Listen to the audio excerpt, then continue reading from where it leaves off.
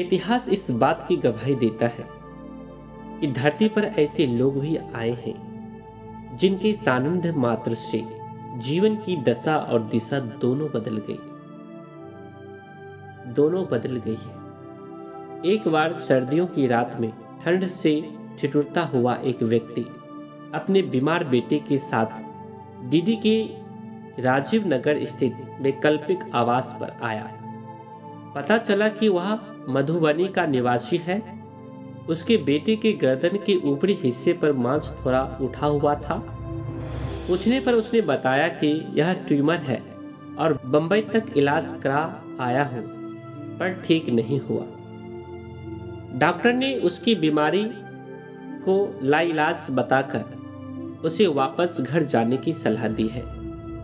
निरपन वृद्ध अपनी असमर्थता और आर्थिक तंगी से भी उबा हुआ था। उसने बताया कि कुछ लोगों ने कहा है कि पटना में नीलम दीदी से जाकर मिलिए और उनसे ही कोई उपाय पूछिए। अपने बच्चे के लिए पिता की आंखों में आंसू देखकर ममतत्व की प्रतिमूर्ति दीदी भी द्रवित हो उठी।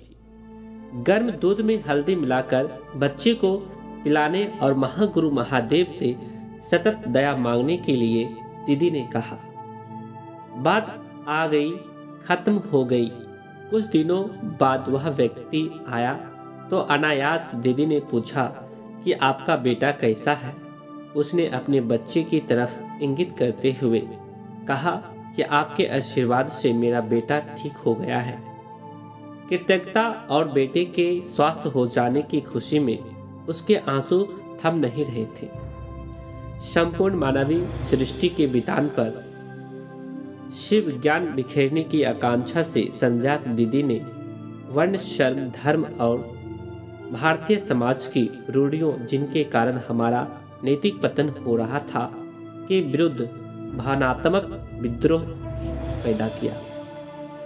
प्रेम की आदर्श आधारशिला पर जाति, लिंग, धर्म, संप्रदाय की समस्त संकीर्णताओं और वर्जनाओं से मुक्त उदात्त मानवीय मूल्यों और जीवनादर्शों को अंगीकार करने की प्रेरणा दी। वे कहती, हम शिव शिष्यों का लौकिक आचरण भी शिव के अनुरूप होना चाहिए। जो शिव विषपान कर अमृत दूसरों के लिए छोड़ देते हैं, छाती के बल टेढ़ा चलने वाले सर्पों को गले लगाते हैं, कलंकित चंद्रमा को अपने माथे पर ससम्मान बैठाते हैं, तो पवित्र गंगा को भी अपने मस्तिष्क पर स्थान देते हैं। अतएव हमें इन जागतिक द्वेषों और संगणिताओं से ऊपर उठकर गुरु शिव के आचरण का अनुकरण करना चाहिए। तभी शिष्य होने के साथ साथ शिव शिष्य परिवार की भी सार्थकता सिद्ध हो सकेगी। अंतर्मन के द्वंद्व को समझने की अद्भुत क्षमता थी दीदी में। वर्ष 2004 की बात है। बिहार के मधेपुरा जिला के रहने वाले प्रदीप जसवाल नित्य दीदी के दर्शन के लिए आते थे। उनके मन में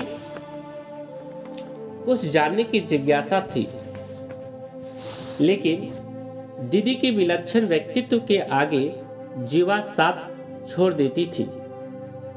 एक दिन वे दीदी को प्रणाम कर जैसे ही बैठने लगे, वैसे ही उनके शब्द सुनकर विस्मित रह गए।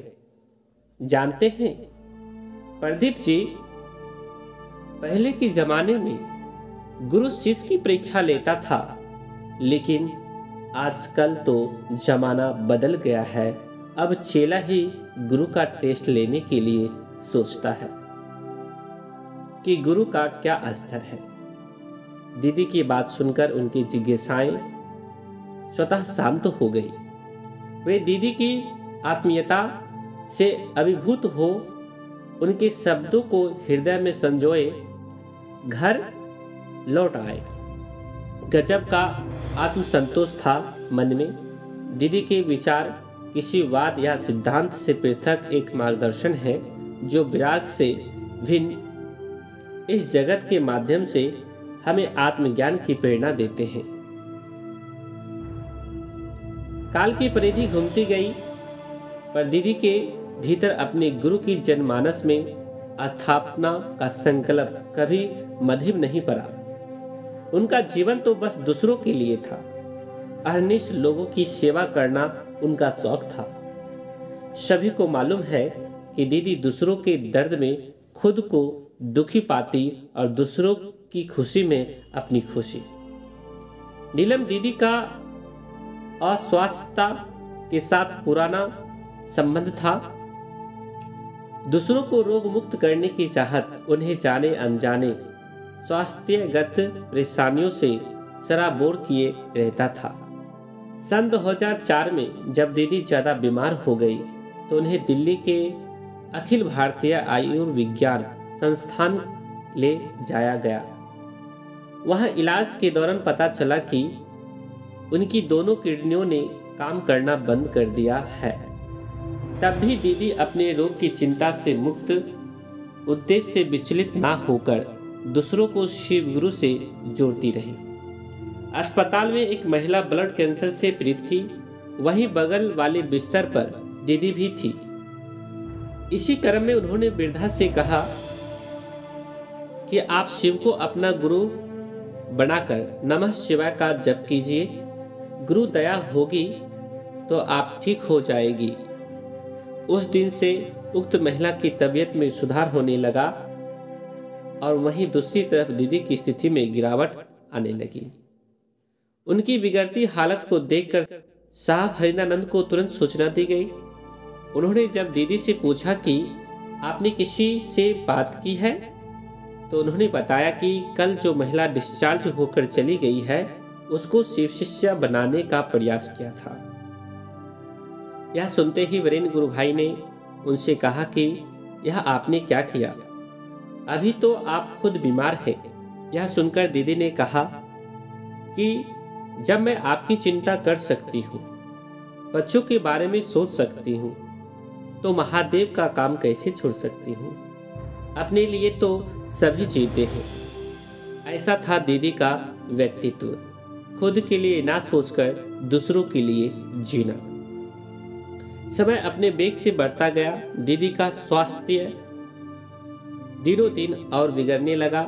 अचानक एक सुबह वर्षों पूर्व पलामू के गहन विपिन में प्रकटित एक युग अंधकार को चीरता हुआ अपनी अनंत यात्रा के निमित्त प्रयाण कर गया। मुहार पंकज जीत जी।